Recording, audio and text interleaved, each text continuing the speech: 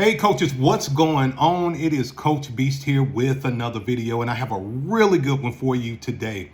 So you guys know I'm a Beast guy, and I talk a lot about why you should run the Beast offense. I am all for the Beast offense, but there are some reasons why you shouldn't run the Beast offense, and I'm going to talk to you about exactly why you shouldn't run the Beast offense if you are considering running it this year.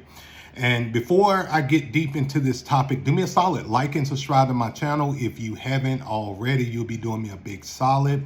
And also, you can download my brand new playbook. I actually have two. I got the 4-4 Reaper defensive playbook if you're looking to really enhance your defense this year and you just want to add some new looks and wrinkles to your defense. This playbook is perfect for you.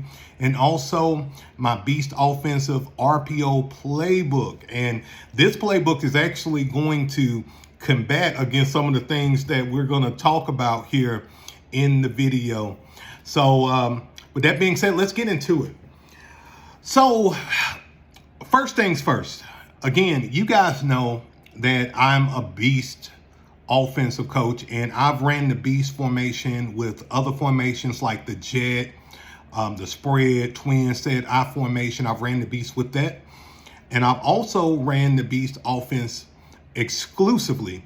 And I've had a lot of success both ways, but I also have learned a lot from running the Beast the last 4 or 5 years now. And I really want to set you up for success if you're all in on running the Beast, or you're thinking about running it, or you're kind of like on the fence and you don't believe the Beast offense is a legit formation.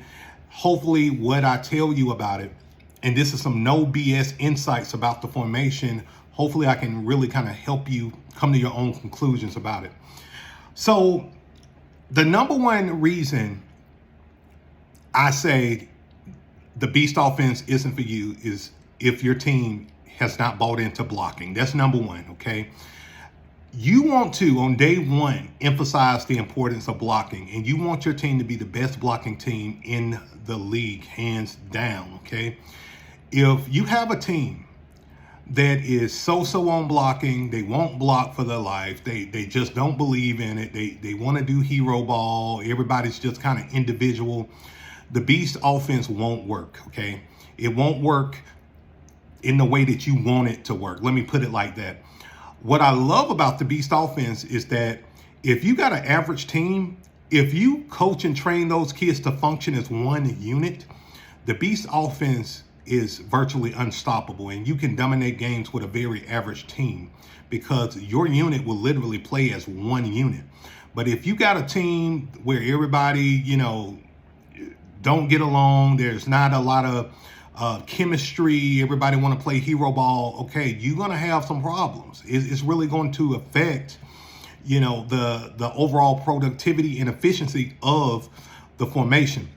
Number two, and, I'm going to kind of skip here, and I want to put a focus on this lack of consistency. So if your boys are not blocking in and they're not working as one unit, and they're not consistently executing, you will be frustrated running the Beast because, and this goes for any formation. I mean, I've had teams in the past where they just could not get on the same page, and it didn't matter what I ran. I could have ran shotgun, I could have ran I formation, Maryland I, double wing, single wing, it didn't matter.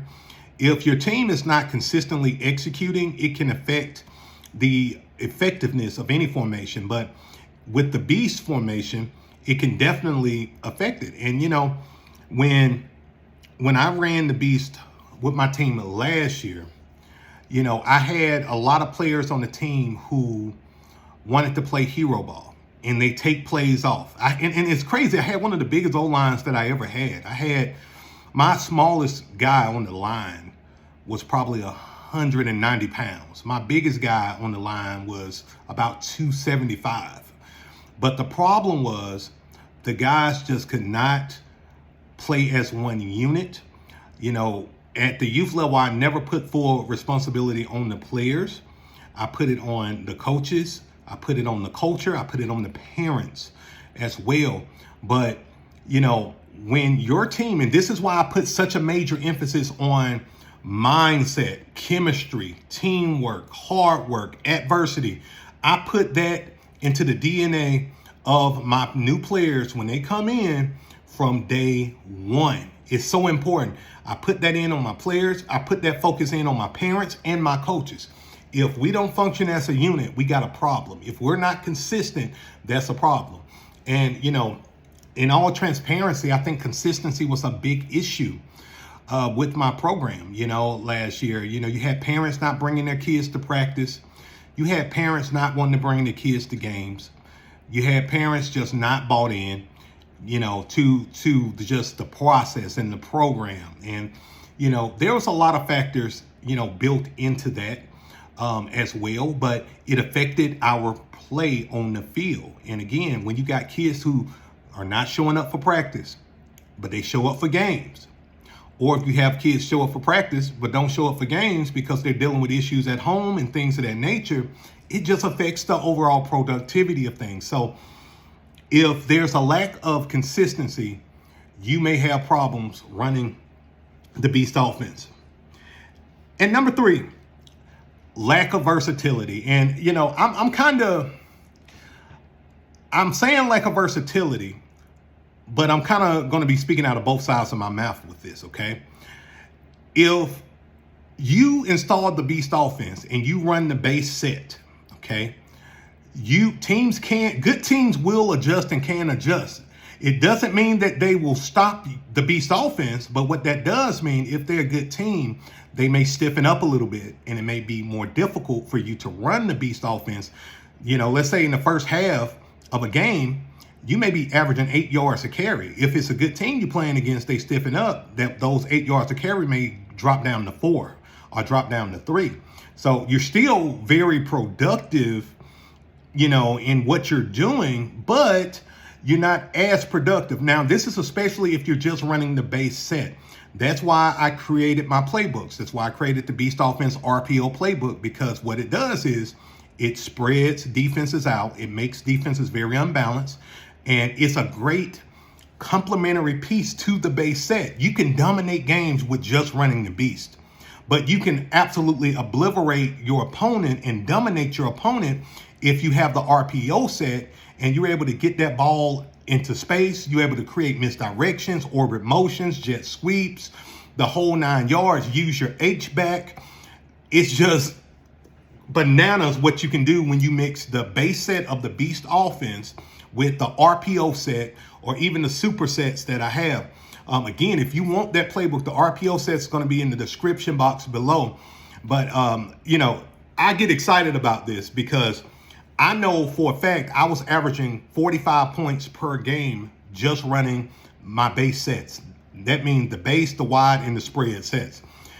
Then, as I began to wrinkle in spread concepts and motion concepts, we just became unstoppable because teams didn't know how to match up. They didn't know how to adjust. And we had the speed and the talent to really exploit teams who was just totally unprepared to defend against us. So the way that you combat the lack of versatility is you want to diversify your playbook a little bit, all right? You run that B set, you dominate. Now, when teams start to adjust, you can go to the spread set. You can go to the RPO sets that you have, okay? That's what I would recommend. If you are like a spread coach and you just want to add the Beast into your offense, you can go back to your spread set, 2x1s, 3x1s, whatever you do, double wing, single wing, whatever you do. You can add other formations into your playbooks, into your playbook, and you can really dominate games and really have coaches scratching their heads on really how to stop you and stop your offense, all right? And finally, number 4, there can be difficulties coming from behind if you're just running the Beast offense. And of course, this goes without saying. It can be difficult. Like if you find yourself getting into a hole where the team is up in the first quarter, 21-0 on you, it don't matter what formation you run, you're going to have to be very creative and you're going to have to really grind to get back in the game. But if you're running the Beast offense, it's a run-oriented offense, especially the base set. You can find yourself getting behind. But again, the way that you combat this is you want to run the Beast offense RPO set, okay? You can kill teams with the RPOs. You can get your best wide receiver out in space, exploit the cornerbacks. You know, most teams are not going to put their best player at cornerback. So you're really able to dominate teams with quick slants. You can do some run and gun action in the RPO set, and you can get back in the game quickly because you don't have to simply be a one-dimensional team. You can open your playbook up, run your RPOs out of the Beast, and you can run passing plays to score points very quickly. So, but if you're just running the base set, yeah, if you get yourself behind by, 21 points or 14 points and your defense is not stopping the other team's offense, yeah, you're going to be going against the clock, The opposite can be said. If you're dominating the game and winning the game, you can actually control the clock. That's the beauty of it. If you're winning, or even if it's a tight game, like my championship game where we scored 72 points, it was a shootout. Nobody was stopping nobody. Players was getting injured. My best players breaking their arms. Their team player, their players breaking arms, and it was just chaos. It was sleeting and cold. But what we did was we slowed the game down. We slowed the game down running the Beast offense, and we won the championship by controlling the clock. And that's the beauty of running the Beast offense. Controlling that clock, dominating the game, dominating the line of scrimmage. And that's the beauty of running the Beast. So again, like I said, 4 things to consider, okay, as to why you shouldn't run the Beast. If your team does not like to block, that's a problem. If your team don't like to be consistent, that's a problem. If your team lacks some versatility, that can be a problem, but you can fix that by implementing the Beast RPO playbook, or some other formation that you like that you want to implement. Nothing wrong with that. And then, if you got a average to mediocre defense, or just simply you fall behind in a game, you can have a good team and just fall behind. This football, anybody can be beat. It can be difficult to come back if you find yourself too deep in a hole just running the Beast, especially the base set, okay?